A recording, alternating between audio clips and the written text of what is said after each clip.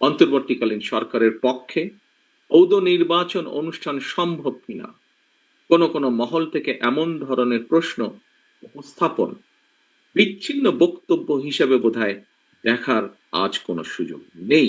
সাম্প্রতিক সময়ে দেশে সংঘটিত কিছু নৃশংস এবং অনাহত ঘটনা জনমনে অন্তর্বর্তীকালীন সরকারের সক্ষমতাকে ক্ষেত্র বিশেষে কিছু প্রশ্নবিদ্ধ করেছে। তবে অন্তর্বর্তীকালীন সরকারের কোনো একটি অংশের সহায়তায় কেউ কেউ কি দেশে উদ্দেশ্যমূলক পরিস্থিতি তৈরি করতে চাইছে কি না,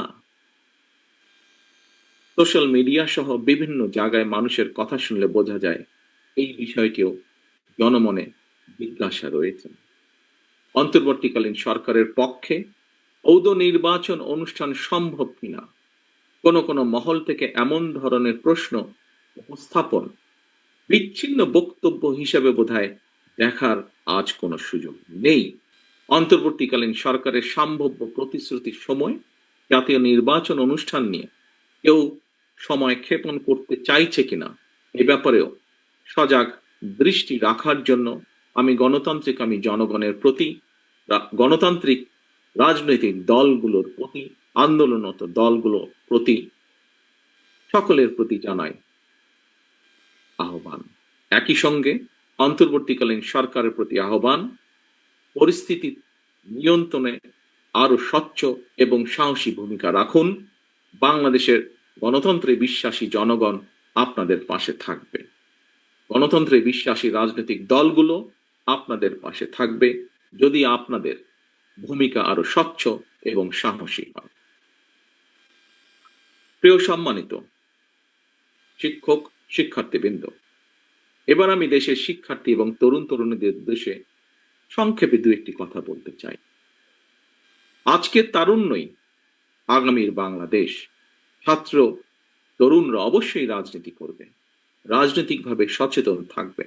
ছাত্র তরুণদের সাহসী অংশগ্রহণ ছাড়া বিশ্বের কোনো দেশেই স্বৈরাচার কিংবা ফ্যাসিবাদের বিরুদ্ধে বিপ্লব বা গণ অভ্যুত্থান সফল হওয়ার উদাহরণ খুবই বিরল।